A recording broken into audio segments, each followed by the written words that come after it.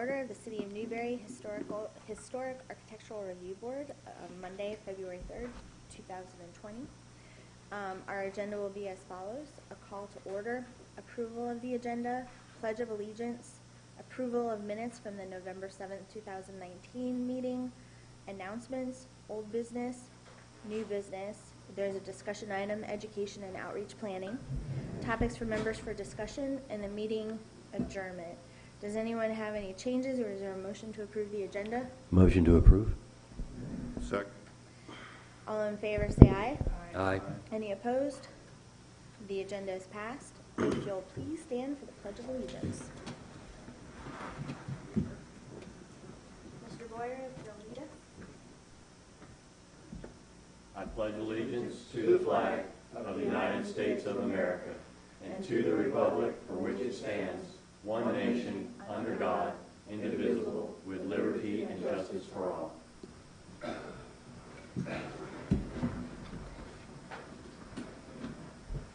Has everyone had a chance to read and review the minutes from November 7th, 2019? Is there a motion to approve? Motion to approve. Second? Motion is approved and seconded. Okay. All in favor say aye. Aye. Any opposed? Okay, are there any announcements? Seeing none, there's no old business, so we'll move on to new business. Discussion item, education and outreach planning. Madam Chair, board members, where's the, oh, here it is. Here we go. This is the item that, one of the things we've been talking about in the past, about public outreach, how we get information out about historic preservation, about the historic district, how we make sure people know about that. And in this case, we're looking at the handout that I gave you, and that had some information about the importance of the actual education and outreach and things that the Division of Historical Resources offers as far as ideas and things and some of their publications for doing things. And what I wanted to do is just have you read something like that and think about it and kind of figure out maybe there might be some things that you want to pursue on that end. On another end, I mean, in the future I'll come back with some other information, and we'll look at some kind of a work program where we'll actually be looking at regulations and other kinds of education things. But for the public, the ideas are that there are workshops we can do, perhaps to the historic district, to be able to let them know what's required of them or what they can and can't do. Not that there isn't, and the good thing is that there isn't much they can't do, in the sense of it's just a matter of preserving history, but the designation is a designation in which they're part of this group, but they're not individually listed unless they're getting money, like grant kind of money or monies from the government or from a source that requires them to do certain things. Technically, they still have the ability to make decisions about what happens to their property. And we work very well with them to try to let them do some of the things they want to do, but keep it in line historically. My point being is it doesn't hold someone hostage that if they have a historic house that they can never do certain things when they want to put up a fence or they want to do some special things.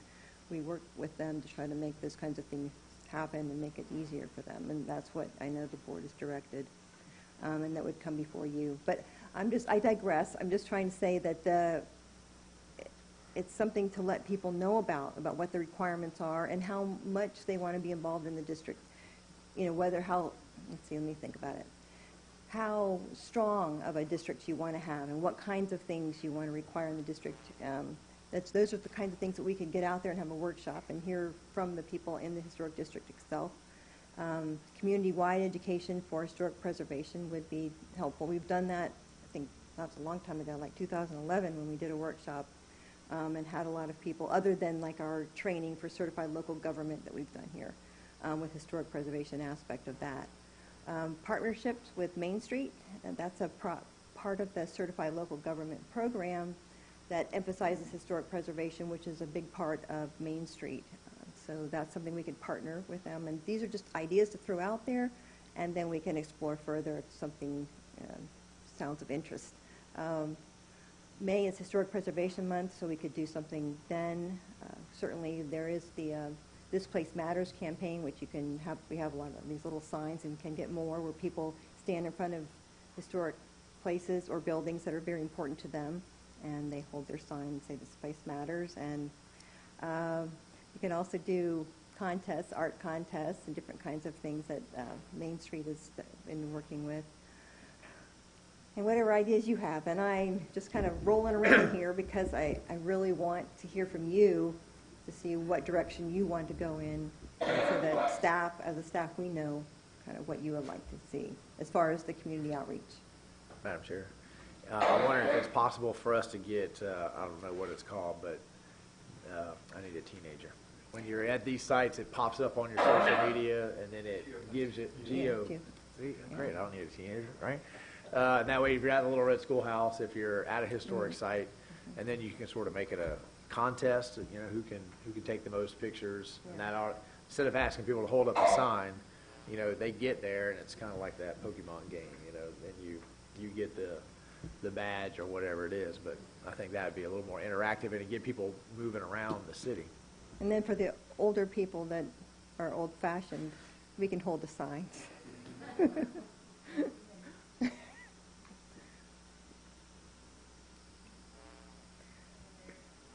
Any other input or suggestions from community members? I was going to ask, what you mentioned 2 and 11.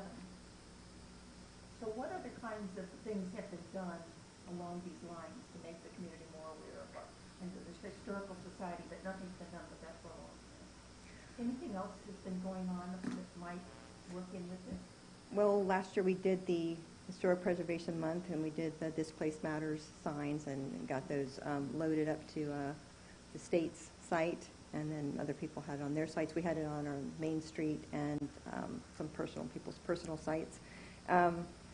We did that. We did the CLG Historic Preservation Workshop training, and then the public was invited. It was advertised, that kind of thing. But we haven't done something that's specific to the district as far as education. And back in 2011 was the last time that we did the Historic Resources Survey.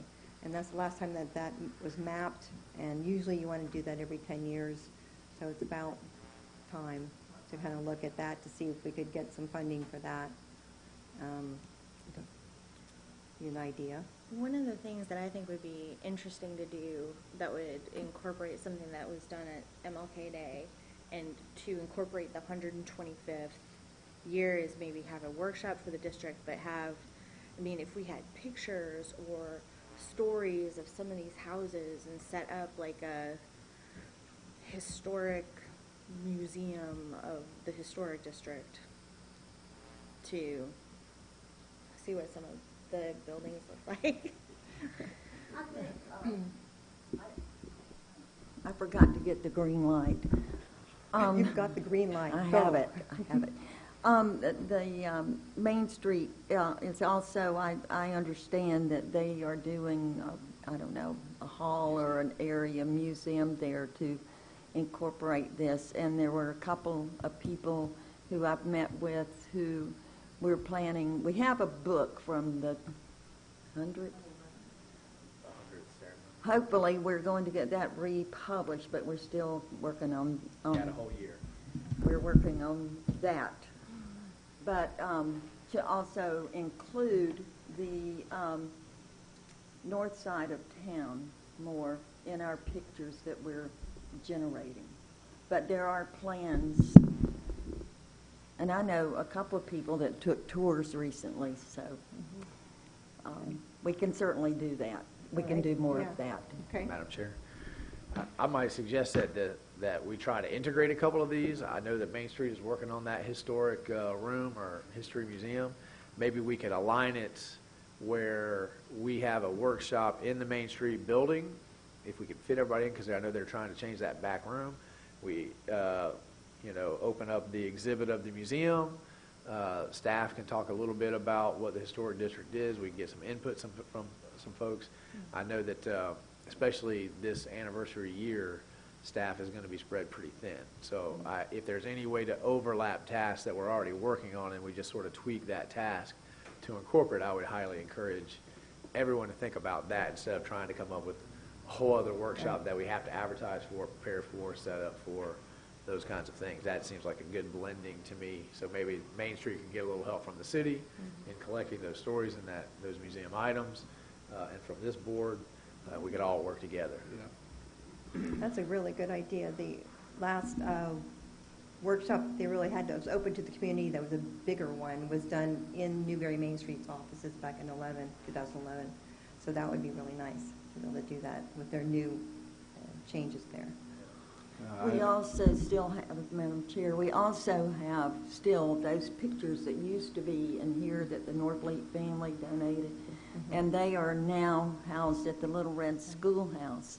I spoke to two of the people at Main Street, hoping that in using or doing some of the stuff they're planning to do, that we will take them out of the Little Red Schoolhouse and display them over there and with other items. Okay, great. Madam Chair, I really love the idea that you just brought up. Brings up Joel, the owner of Sycamore Market, I believe. That's his main thing, is the stories behind the antiques, the stories behind, these items. And that's really that's a huge point, at least for me, when I go in there, is hearing, what came behind these, is keeping those things alive. So I'm on board with what you're saying about trying to get, stories of what happened. It'd be nice to hear about the spots in Newberry like that. Or the stories of the houses. Right, yeah. Who's lived there? What they Because did for most of them Newberry. really interesting houses in the community have had a number of different families in them, and those stories are always fun to hear. Madam Chair, we did it about 15 years ago. We had like a horse and buggy tour of some of the historic places, and I think the horse and buggy owner, he got all the money. It was like $15, and it was a hop-on, hop-off thing. Drop you off at certain historic houses in town, at the Little Red Schoolhouse. But maybe we could work with him to set that up again if the city supported him. Yeah. And people, I think a lot of the homeowners got into it, had people in costume. Charles and Lee's, I know they did. Invited people in for tea and told them about the history of the house and, like you say, who had lived there before. And it was a lot of fun, and it was very well attended from not only Newberryans, but people from out of town. It was in conjunction with one of the Main Street festivals. But I'd love to do that again.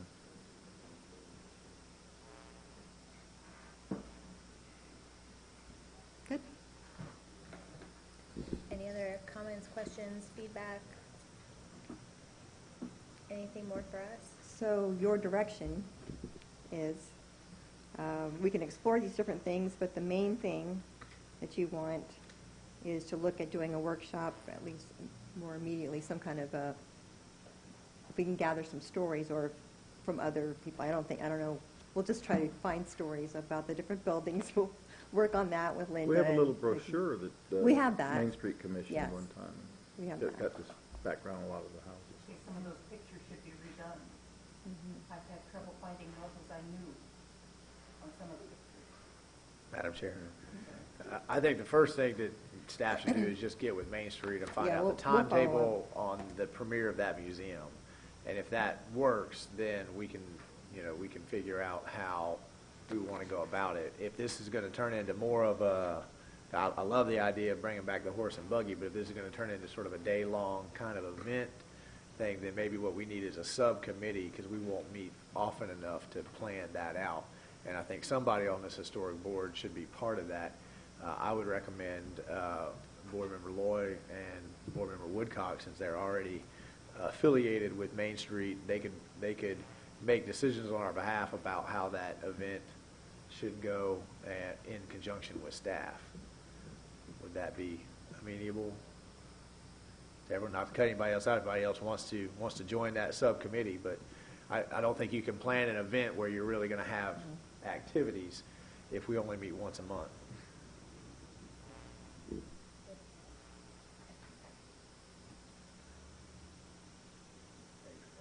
Okay. No, I'm not. I'm just thinking, that it's a time thing. And if the time works out with Linda, that'd be wonderful. But, no offense, but it's softball season. So weekends, this Friday. This Friday. Is about it. And we're also getting ready to leave the country for a month. Does anyone else want to volunteer for that subcommittee? Anybody else interested in working with staff and Main Street on an outreach on behalf of the Historic Board in Main Street? Could I make a suggestion? Just if Peggy and I could meet with Francis and Janice just one time and let them lead us. Right. And then, so we'll do that next week. I'm not doing another thing this week. Next week, we'll meet with them and figure it out and let everybody know. Okay, so topics for members for discussion. Anything? Naeem?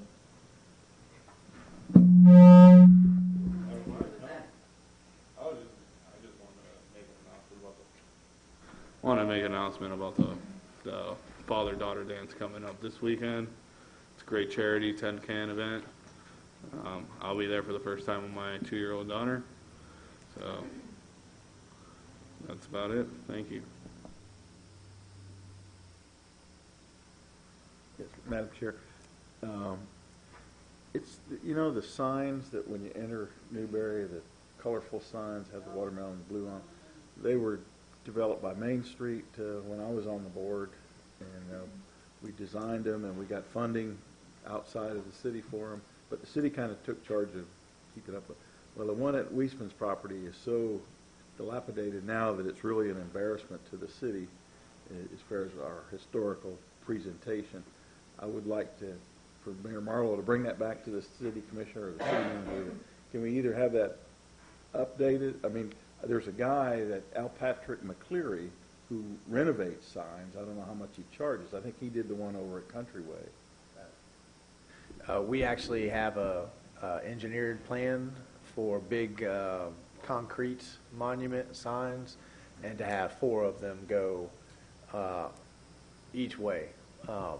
And I think that there's funding in this year's for the very first one, but each one is fairly expensive. So we were going to separate it out, and I'm sure that one will be first because that's the main entranceway into Newberry. Well, they already got a concrete sign in front of Hitchcock's. Yeah, this is, I think, a little bit nicer than that one. It's a lot bigger. It's a lot They call it bigger. the Tombstone. Yeah, that one in front of Hitchcock's has a But if the feel plan to is it. not to use it anymore, my recommendation would be take it down as soon as possible because now Looks bad. it's driving people away instead of welcoming Yeah. people. It I will says pass we that are a along. town that doesn't take care of our historical stuff. Yeah. Is that your only comment, That's Mr. my Mayor? only comment. I have none. I just want to invite everybody to the State of the City and the Taste of Newberry this Thursday, 6 o'clock. Taste of Newberry opens up. We've got some good local restaurants, and then we'll have the State of the City address at 7. And then also on Friday, on the 7th, Alachua County is hosting a memorial service for all of the victims of lynching in the entire county through the Jim Crow era. It's at 6 p.m.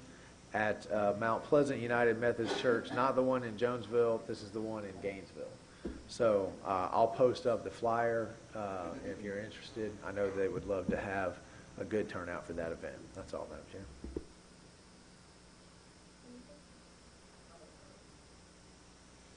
I have another meeting here soon, so I may find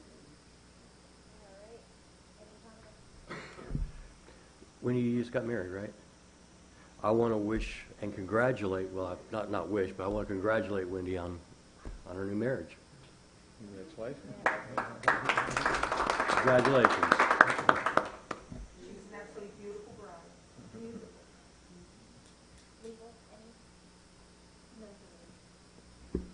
so this meeting is adjourned. We'll take a 5-minute break before we go.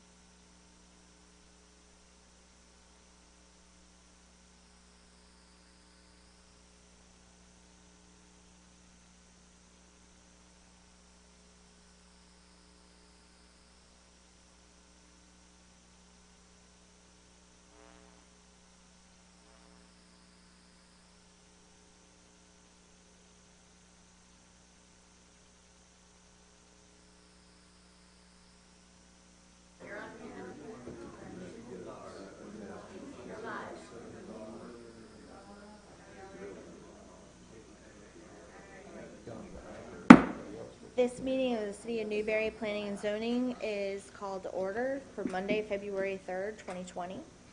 Our agenda is as follows: a call to order, approval of the agenda, approval of the December 2nd, 2019 minutes, announcements, old business. We have 2 items under new business: a quasi-judicial public hearing on Resolution 2020-05, Application V 20-01, a petition by Ellen and Richard Potts, owners for a variance to the Newberry Town Center Plan Development Zoning District minimum yard setback requirements to allow reduction in the rear setback, and a quasi-judicial public hearing for STUP 20-01, an application by the City of Newberry, agent for Patrick McKenzie Post, owner for a special permit for a temporary use to allow a one-day outdoor concert. Then we'll have topics for members for discussion, and then we will adjourn. Has everyone had a chance to review the agenda? Are any revisions needed? Motion to approve? Is there a second? Second. All in favor, say aye. Aye. Any opposed? The agenda is approved. Has everyone had a chance to review the December 2nd, 2019 minutes and the Form 8B for Walt Boyer, which will be filed with the minutes? Are there any revisions needed, or is there a motion to approve? Minutes have been approved and seconded. All in favor say aye. Any opposed? The minutes from December 2nd, 2019, including Walt Boyer's Form 8B that is filed with it, have been approved. Any announcements? No? There's no old business, so we'll move on to new business, and I need my cheat sheet.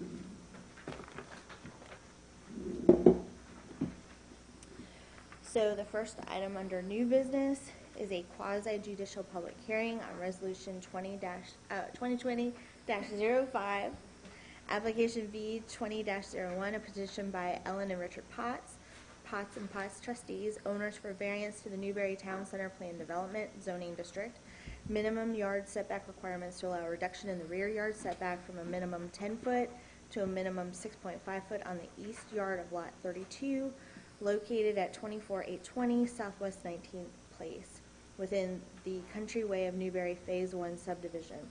The purpose of the request is to allow the corner portion of an existing newly constructed aluminum patio cover to extend 3.5 feet into the rear yard setback. So these are our procedures. You can read them. Absolutely, Madam Chair. All public testimony will be taken under oath. Everyone testifying will be subject to cross-examination. All documents and exhibits shall be entered into evidence. Am I too echoey? I'm going to turn that off.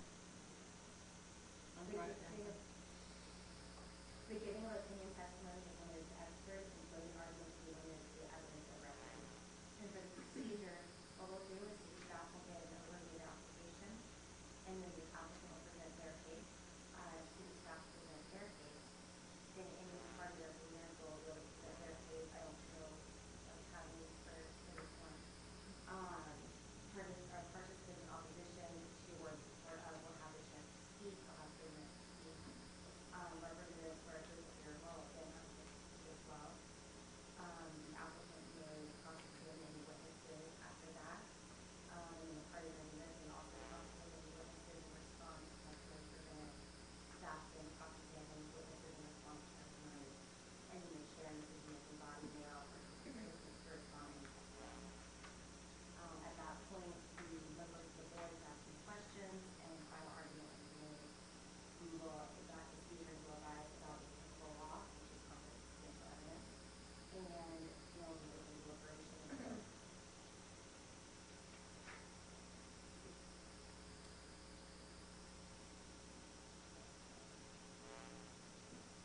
So at this time, then, staff will give the, oh wait, first, is there any ex parte communications?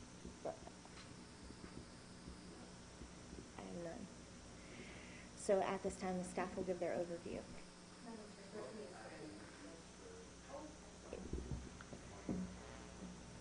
Oh, yeah.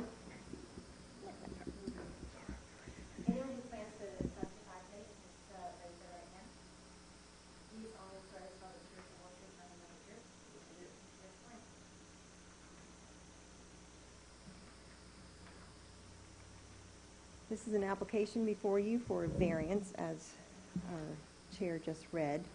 And the location of this property is it's lot 32, and it's in the Newberry, I have a blank. It's in the Countryway of Newberry Phase 1 subdivision, which is part of the Newberry Town Center plan development. So the plan development has its own set of setbacks and requirements, and that's why we're here today, to because it functions as a zoning district and it requires a variance if you're going to have to do anything going into the setbacks. And in this case, the home is built such that the patio goes very close to the corner of where the rear yard setback, which you'll see in the next picture.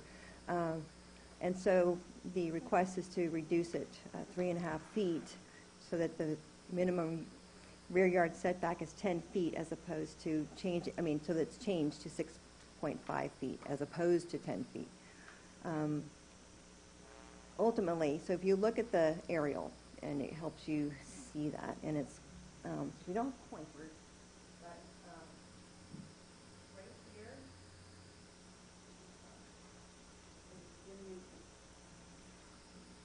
when you measure the setback and then you look at where the aluminum patio roof was placed and the overhang, it protrudes just in that corner 3.5 feet. And so the builder did that to make most use of the patio, to be able to fully use it, because with Mr. Potts being in the wheelchair, you've really got to have that room to be able to turn. It's not a really big patio. So when you look at that, the lot being a reverse pie shape, and then the angle of the home, essentially, it makes it so that you need to get a variance. But now that I presented the entire case,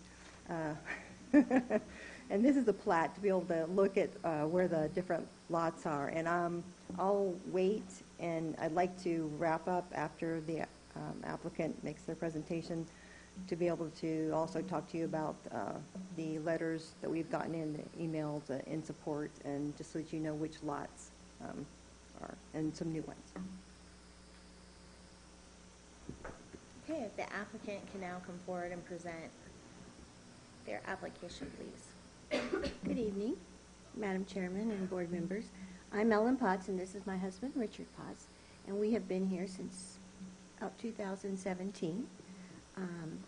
He is a quadriplegic, and he has limited function physically, and he requires a wheelchair for mobility, and that's still limited by his upper body movements. The patio and the awning have been a blessing to us because it allows him to be outside safely, covered, out of the weather. And the way our house is set on the lot is my choice because I manage everything, and I did not want to have a big yard in the back because then I'd have to mow it. So that's why our house is at such a crazy angle. But it has just been a blessing because he can go out with my help. He can't still go out by himself. But if it wasn't that wide, he wouldn't be able to set out on the patio at all. We have no other area in our neighborhood, in our yard that he could go. It would be a hardship for him and a detrimental to his health that he couldn't get outside.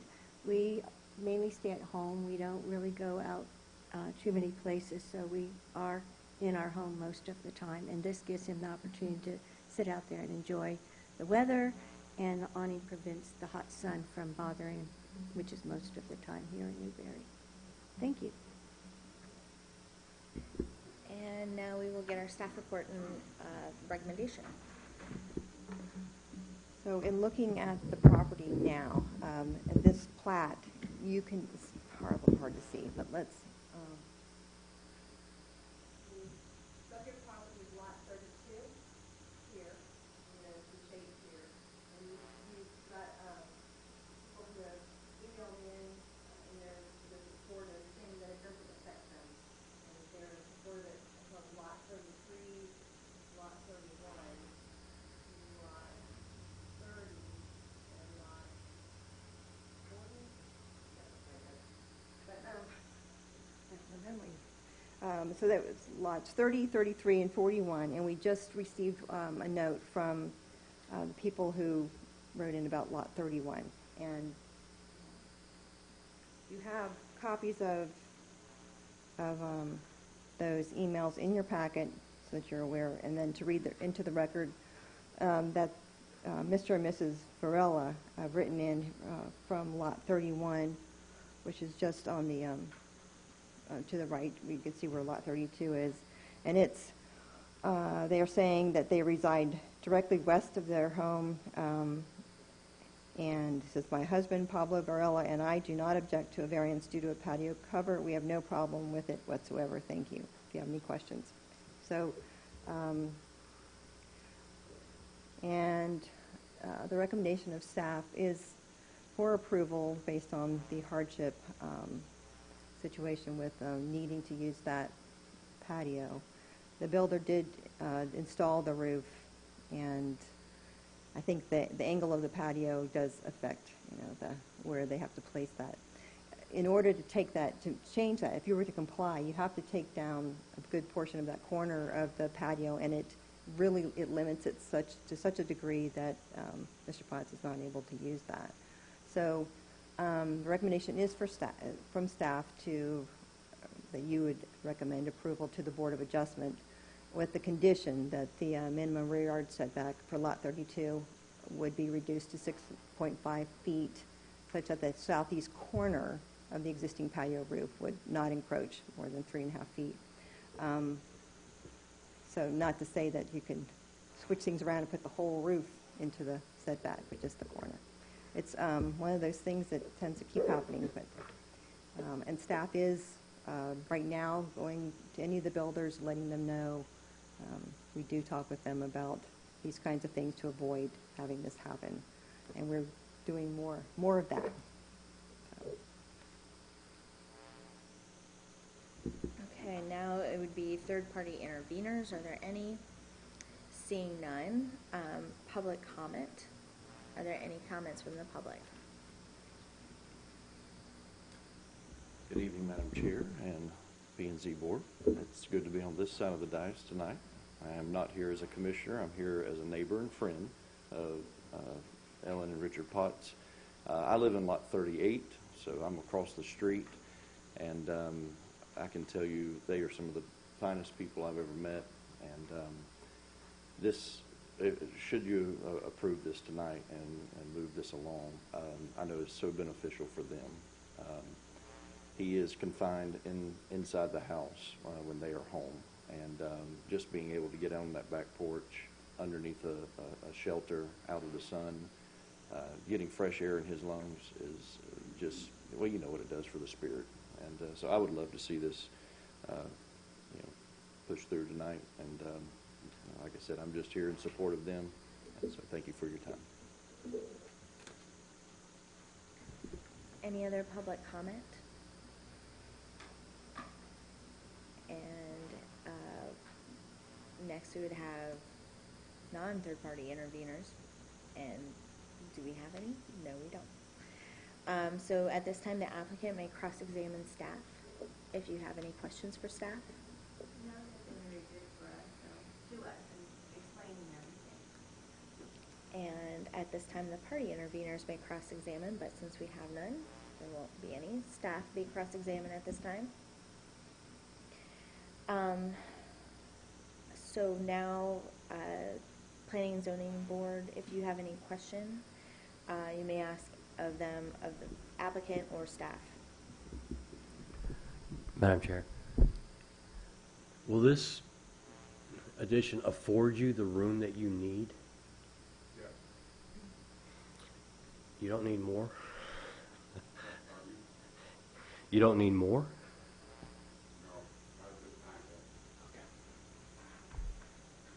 Chair, I have one.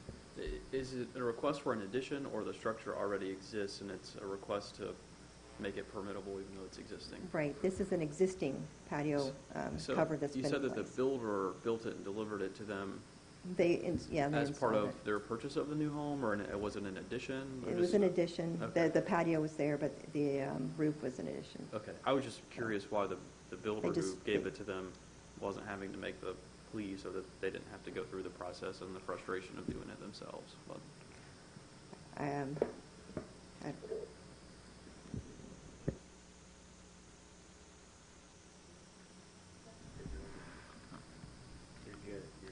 Got it. I have one question for staff. And I approve this. I'm not against it at all. But my question for staff is, as we go through this, and this is not going to be the only time, obviously, that these things are going to occur as we build and build and build. And I know you're saying you're talking to developers, but in that particular neighborhood, in that particular incident, is this going to, like, if I buy a house there and I want another bigger patio and shed, and then I come back and say, well, you know, you let so-and-so have one, is this going to be an oncoming issue? And I'm not trying to be negative here. I understand. Yeah, it's certainly based on the regulations, it's based on hardship. And so if someone knowingly creates a situation for themselves, then it's not a hardship. So really, in that situation, we want to make sure that that builder, as he builds more homes, that, you know, we're careful about those things. It's not happening. And the ones that are already there, people that come in for those kinds of requests, then we'll just have to deal with those on a case-by-case basis and seeing what their individual situation is. But I think, you know, going in from here on, you really have to keep reminding them that it's not something as a builder that you want to be putting your buyers, you know, your residents in that position.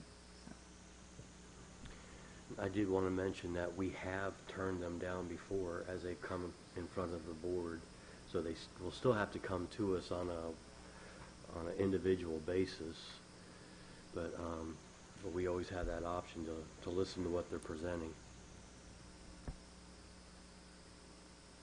Madam Chair, question for staff. It looks like in the package that we issued a building permit for them to do that, to build this structure. Is that correct? Did your department issue them a building permit?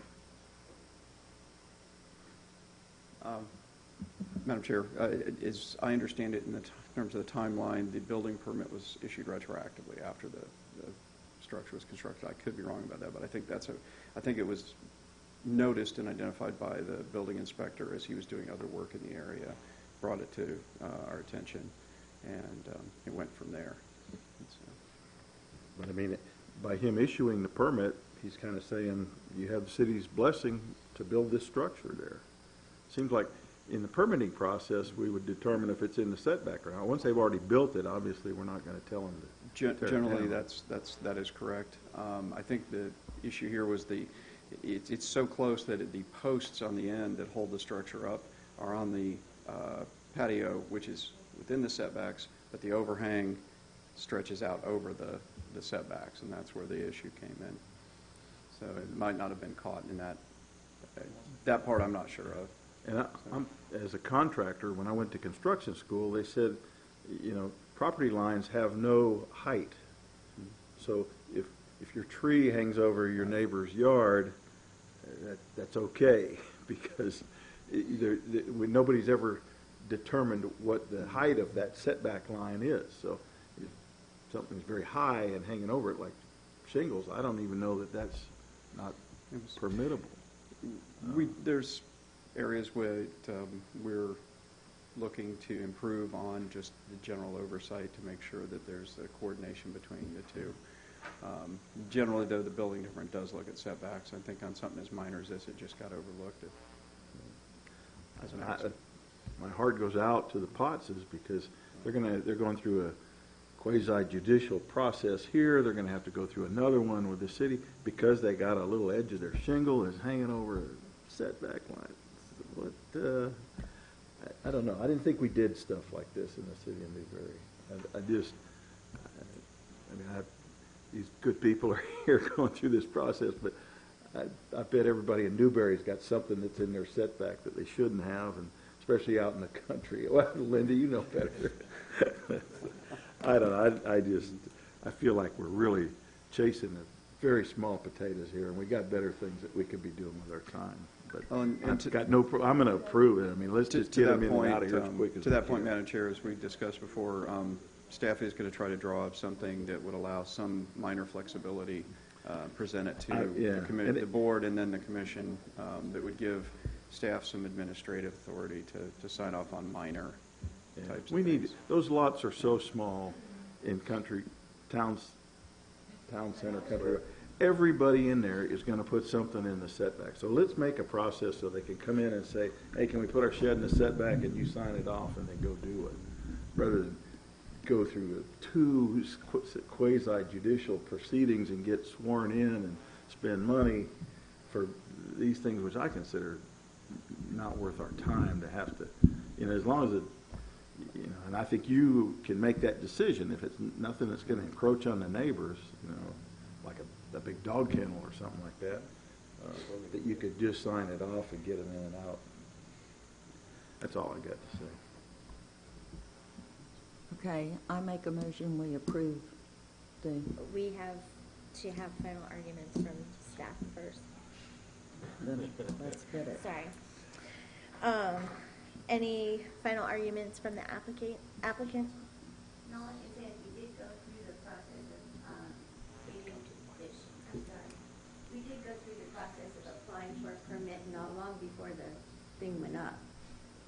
So I did that. And so the city gave you a permit to do this, It's in and there. now we're saying, come back and say you're sorry. Because the engineer, I'm assuming was the engineer, came out to finally approve it, to look at it. He's the one that said it was over. But they Okay. had my plans and everything. Okay, well, I'd like to talk to staff again. Okay, thank you. Any final arguments from staff? Yeah, I think another question. So she says that they had the plans prior. It was not noticed by the, as you said, by the building department later. As I She said, got I it might have been approved. off on that, yeah. And so we said they could build it there. So why are we making them come back and ask for a variance? We should have said, we messed up when we gave you a permit to do it.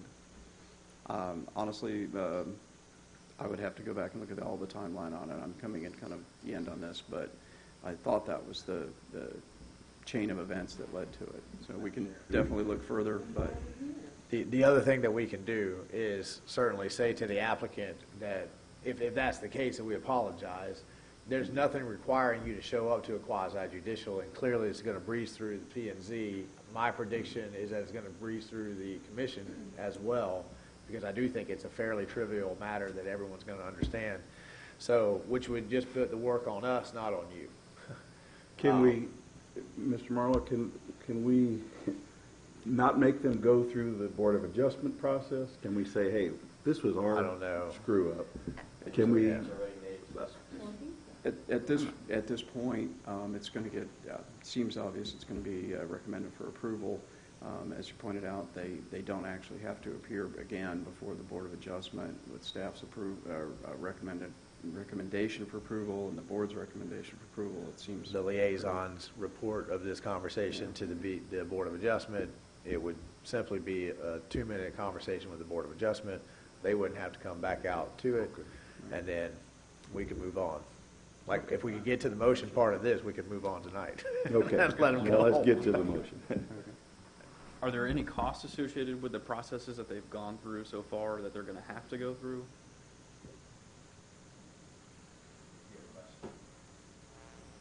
Because I had to pay $200 to go through this tonight.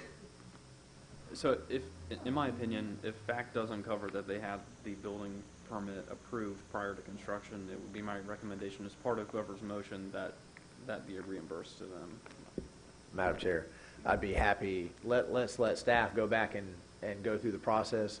But if everything that they've said tonight checks out with the timeline, then we can make that part of the Board of Adjustment motion when it comes back. So will you guys make sure that that is included in the report? And we'll talk about it before we get to the BOD. Thank you. Yes, ma'am, thank you. You've been wonderfully patient. Still waiting for that motion. Any Sorry. final arguments by staff? And now the city attorney will advise us on the applicable law.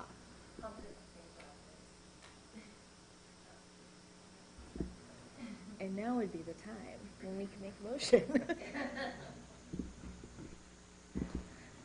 Move. The variance. Okay, we have a motion and a second on a motion to approve variance 20-01. Any discussion on the motion? Seeing none, all in favor say aye. Aye. Any opposed? And so the motion is approved, and this will be heard by the Board of Adjustment on February 24th, 2020. Thank you very much. And we will move on to our second quasi-judicial hearing. Madam Chair, no one new has come in, so you don't need to read those procedures all over again. That's good.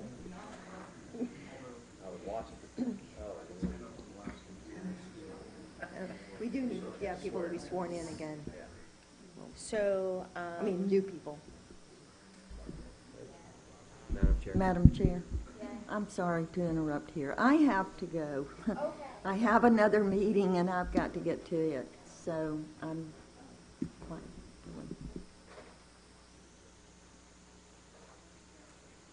all right, so anyone who did not stand up previously to be sworn in, please stand up now and be sworn in.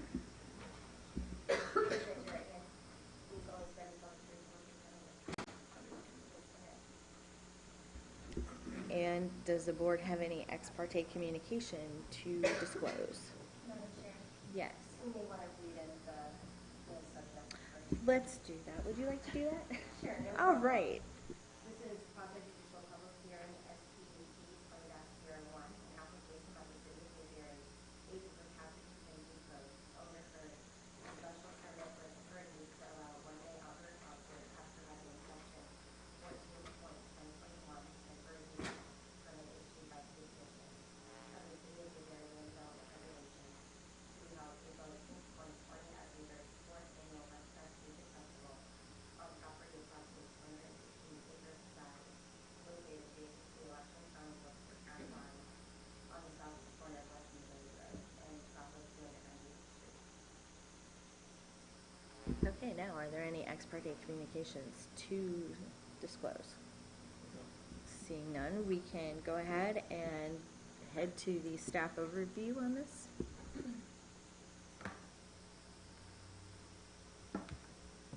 Janine, do we have a presentation?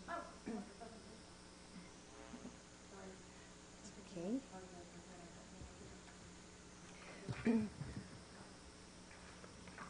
So this is a familiar site to you all, something that you've discussed recently, and a decision was made in December to approve a special temporary use permit on this site previously. So a lot of the information that you have in your packet is from that time, based on the process that it went through. So what it ended up with as far as conditions or requirements or things that need to be done to ensure that it runs smoothly. Now this particular request is by the City of Newberry for their West Fest. This is the 4th annual West Fest musical that they'll be holding. And it's a temporary use permit that's allowed by your code that on the southeast corner of State Road 26 along County Line Road. This is the location that has the 216 acres that Pat Post owns. The site has a large phosphate mining pit that was from many years ago.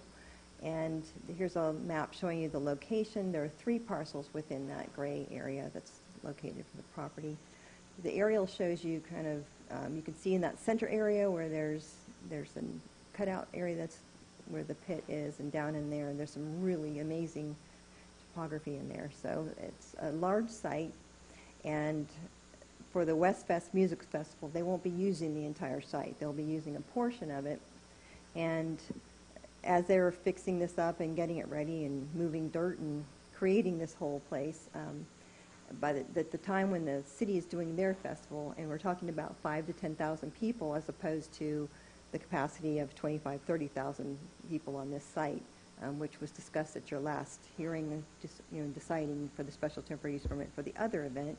So what I'm saying is that they would come in from this exit, entrance here, as opposed to over here. Come through here, and this will be working on, come through here. So in here is where the city's event will be, come in from this side or from there to the main entrance to Newberry Road. And we do have people here to discuss that further for you. So the applicant for the city of Newberry, the agent or person who is representing Mike New is sick, and Brian's going to represent the city to provide that part of their presentation.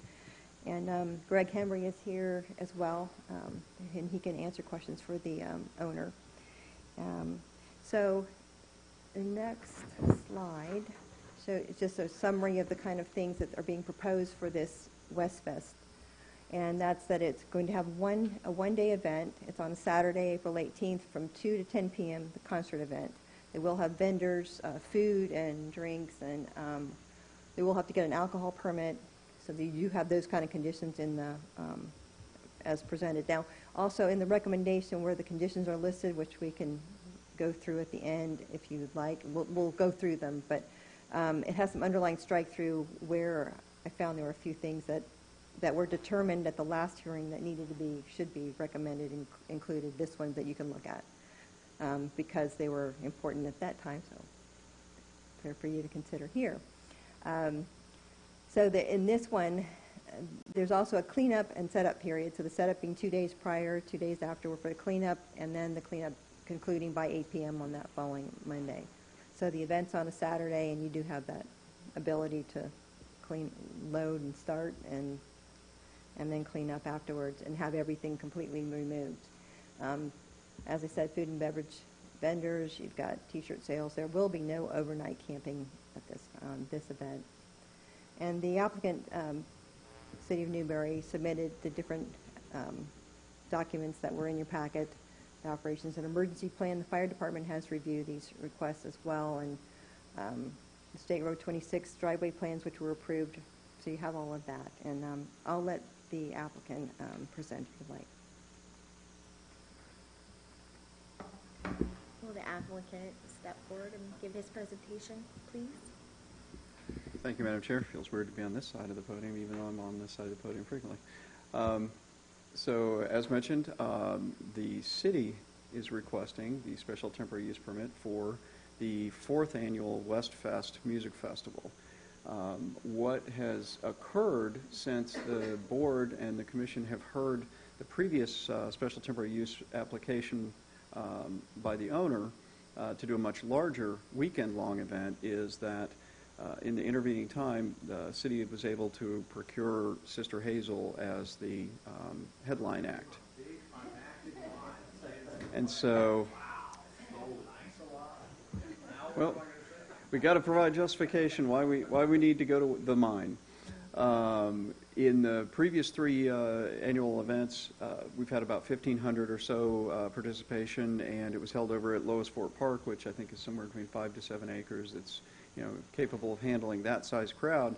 But when you start getting to the point where you're anticipating 5,000 to 10,000 as crowd size, you're going to need substantially more parking area, which this easily provides, and also substantially more crowd space, crowd room. And so that is one primary difference is that we think the crowd size is going to be substantially larger than the previous 3 years due to the headliner. Also, another difference is Sister Hazel, when they come with them, they bring a laser light show, a 10-minute laser light show at the end of their act. And so you need to go into the night hours to be able to make that work and have the impact that they like to have. And so, whereas the previous Westfest would close at dusk, this one's going to go into, I think it's about 9 o'clock. And then shut down, so they can have a laser show as well. So larger crowd, needing to go a little bit later into the night. So again, when we've held it at Lois Fort Park, I'm wanting to be respectful of the residential neighborhood around. We didn't go past dark. This time a little bit different, and gives us a lot more room to work with. And for all the other reasons that we talked about in the previous temporary use permit, the substantial noise attenuation because it's down in the pit. We think that this is a far superior venue, and it'll be a really good test run leading up to the larger event that the owner still would like to have on the original special temporary use permit that would allow up to 25,000 participants over a 2-day period. And so this will actually give them an opportunity to gather noise data and crowd data, traffic data. And so on a smaller scale, they can take that data, learn from that, and then apply what they learned to the larger event when it does occur sometime in the future. Well, at least you didn't let the cat out of the bag that the Kyle New Band is also playing. That gives me at least one thing. One thing. So,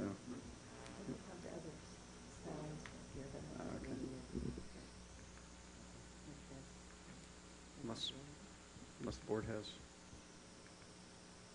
questions of the applicant, or you want to finish the staff presentation?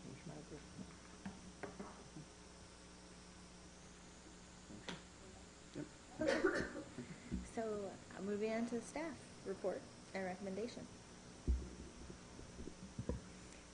Your regulations provide for special temporary use permits, and they allow for outdoor concerts, and that goes before the city commission as opposed to the staff doing an administrative permit because of the degree of that's involved, the number of people and what kind of things are involved.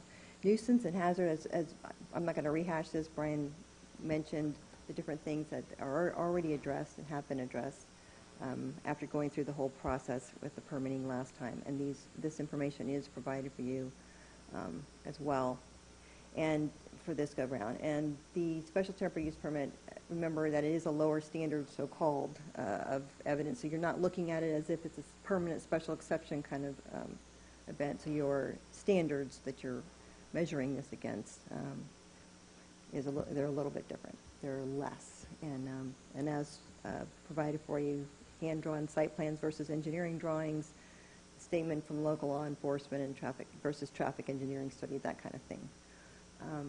The regulations repeat. Oh, okay, here we go. The findings that are being recommended for you to approve this by staff is recommending that it be approved, and the findings that are made are listed in your packet, and they're the same ones virtually that were presented before, except they apply to a smaller venue. So there are concerns that are addressed in a different way. So in this case, that it's the nuisance, the hazard, that kind of thing. Remember that it's a smaller event, but there's still the same concerns for compatibility, traffic, and parking will still be handled the same way it was discussed before. The time period is different, of course, with a one-day event and two days and 2 days before, 2 days after for setup and cleanup, and then they have conditions. We have those applied to the permit.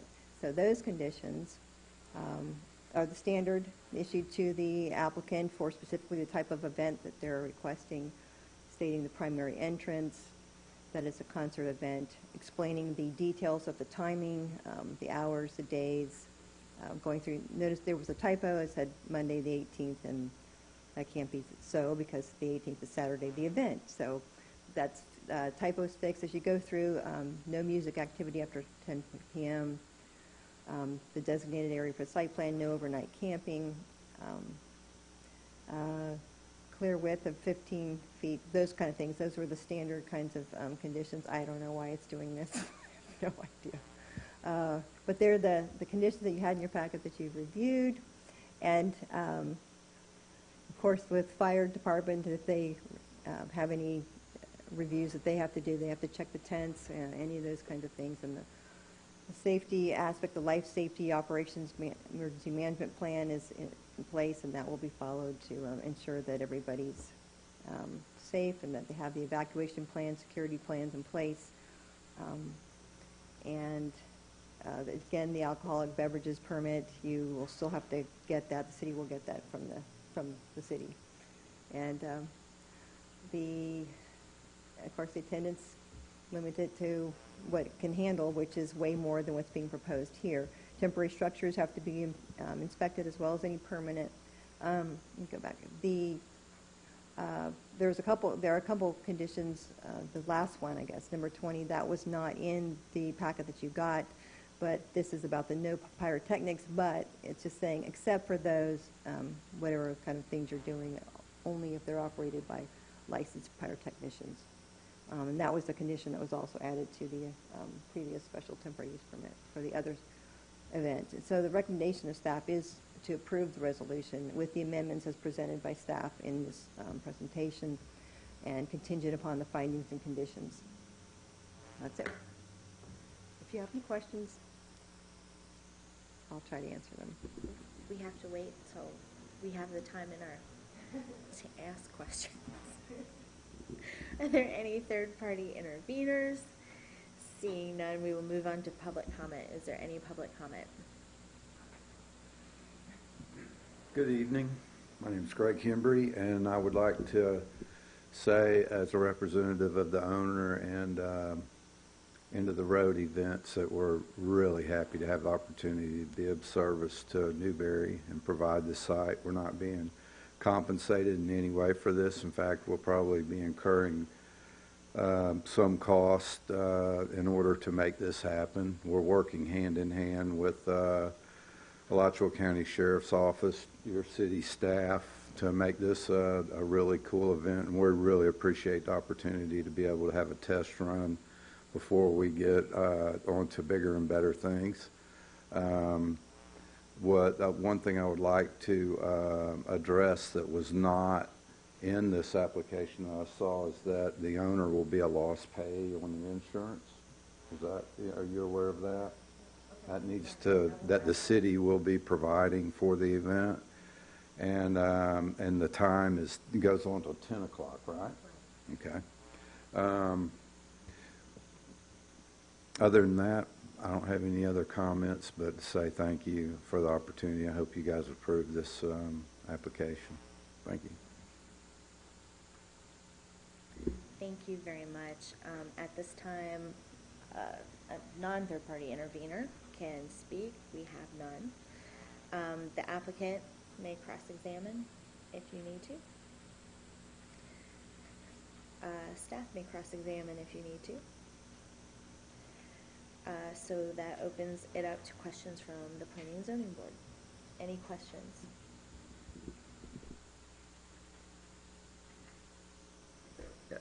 It's, I think it's a great idea. And when we talked about the other big concert, we talked about maybe having a smaller event to try to test the thing. So I think this is wonderful. But I don't know how it turned out in the City Commission. We sent our recommendations forward to City Commission. Was there any changes made to the draft resolution with the 24 stipulations that we suggested? Was anything else done to it by the commission? In my memory, they accepted all the plant P&Zs. Was there one change, or did we accept all of them? Those are all accepted. We accepted every single one. They were good with the whole thing. And they're all meant to be included. They will be included here. That's why it's underlined strike through, and we'll double check on the language for the liability insurance. And this includes all those same stipulations? Yes, Now, yes, sir. The one they requested, the big one they requested, was going to go till midnight, right? And this one's going to close This is at 10? 10 p.m. for the Yeah, music. but this one's 10.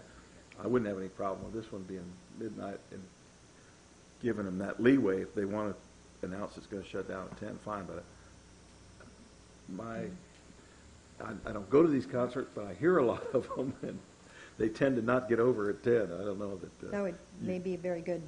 Yeah, Good. maybe give them If you till include midnight, that. and they can plan to close at 10 if they get some Yeah, encores or right. something like that. That helps us further to test our, Yes. the plan that we're going to execute in March or wherever, It's whenever, a April. good point, Madam Chair. So, well, this is in April, right? Yes. When's the big one going to be? I thought the. Oh, okay. Well, I didn't, because we had approved it for the spring, so they did. Then it got, that's what changed. We gave it changed the whole temp- year. That's right, the We whole gave year. the whole year as a way to, That was the extra thing, Yeah. right. Yeah. because by the time we had got through the P&Z and the holiday seasons, Yeah. we were a little worried about having such a short time frame. So we said, you got 1 year to pull this off, and they've determined the fall would be their best season. Okay.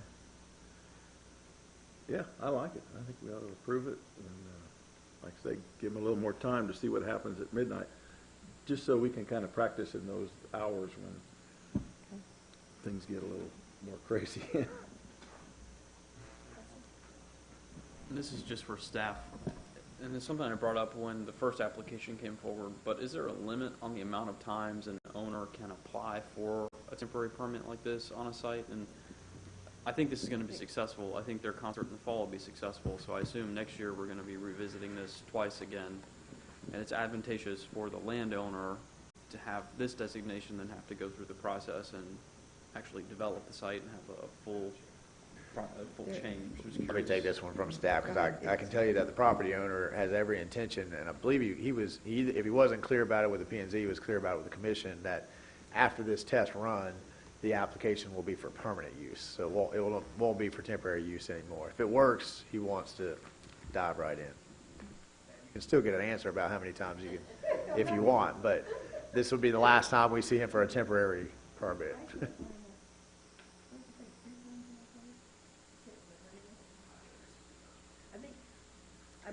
I believe it's 3 times during the year for the same place, but we'll double check that. I have an additional question while. Oh, that's right. Well, no, it's, well, The city's yeah, the applicant the here. city is actually the applicant, so it is a separate So you might application. see the city of Newberry as the applicant every year around Westfest, right? But we So won't need a I'll temporary check use that. if they're, once they have the permanent.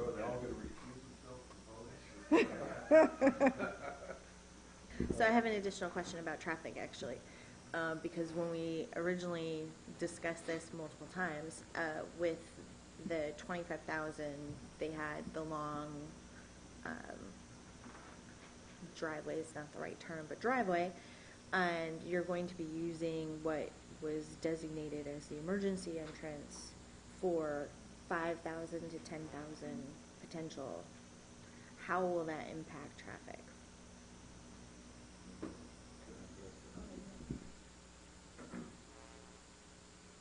There is a possibility that the other entrance will be used, that make all 3 of them available.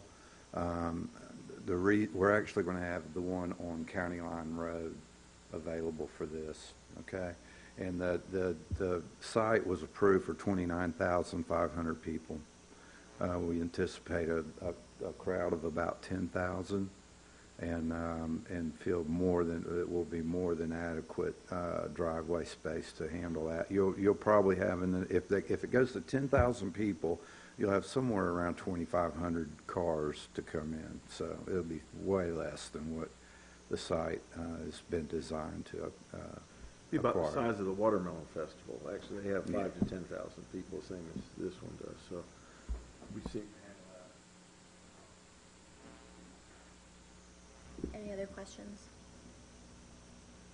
Okay, where's my sheet? Final argument by the applicant. Final argument by staff. And now the city attorney will advise us. Again, it's confidential. And so does anyone want to make a motion on this action? Motion to approve.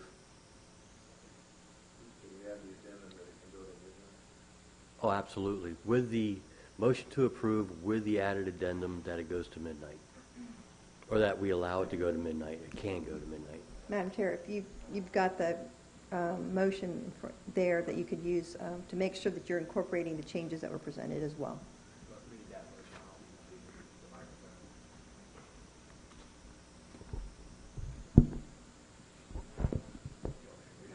Yeah, I can't see. I got just a bunch of glare. It's to recommend to the Board of Adjustment approval of the resolution 2020-08 with amendments as presented by staff, contingent upon compliance with recommended findings and conditions, with the addition of the amendment that you mentioned about having it Turn my till head. midnight. That is my motion. It's a recommendation to the city commission, not board of adjustment. Oh, excuse me, so I was, We have a motion and a second. Any deliberations on the motion, discussion? You can start. I don't have any deliberations, but I want to extend my gratitude to Mr. Hembry, and please extend it to Pat Post as well for granting the city of Newberry the use of the site. I hope it is accepted by the city commission as well, but I love it when businesses open up and immediately get involved in their town. It's just a testament to what you guys have envisioned out there, and I appreciate all that you're doing. Thank you. Any further deliberation on the motion? All in favor, say aye. Aye. Any opposed? Motion passes. This will also be heard at the February 24th, 2020 City Commission meeting. So that concludes our quasi-judicial business. And now topics for members for discussion. Anything? Just back to that question about recurring special use permits like that, if it would be easier for city staff if there's a way to adjust our language so that when someone applies once in a year or X amount of times, it carries them throughout that year so that they're not coming back and going through the process and reapplying again, if that's possible. They have that option, like Main Street applies for a special variance for one time a year, and that gives them 3 times a year. So it's really kind of what the applicant asked for. So staff hears out what they're trying to do and says, okay, if you're going to try to put on 3 events, we can give you up to 3 at one time. I think the intention here was, let's do it once, test it out. If it works, we're coming right back for the permanent. Otherwise, and if this first one works, but they don't want to go permanent just yet, they can come back and ask for 3 for a 1-year period of time as well.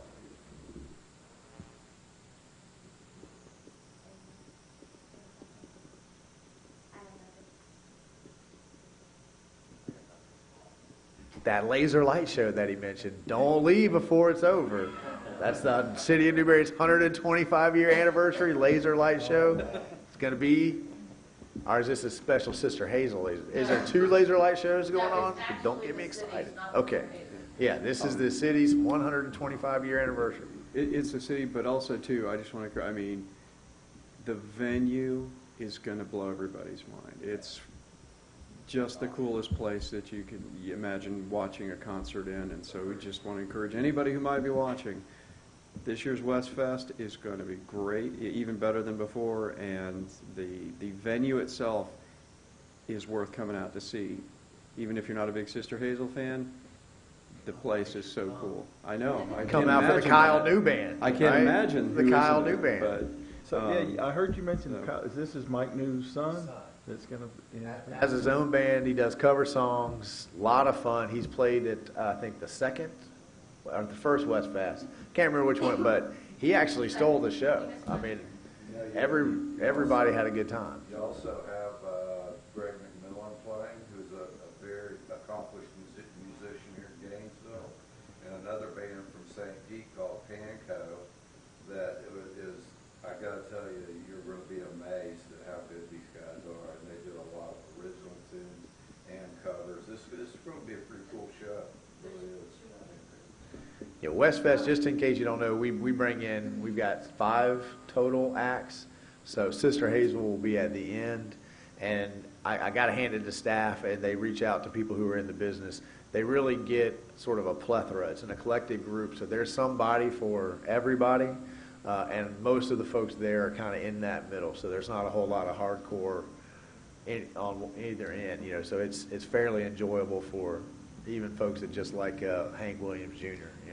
And let's not forget the other things like the bounce houses for the kids and all the other activities, the peripheral activities to keep everybody entertained while they're waiting in between sets. So there's a lot for everybody.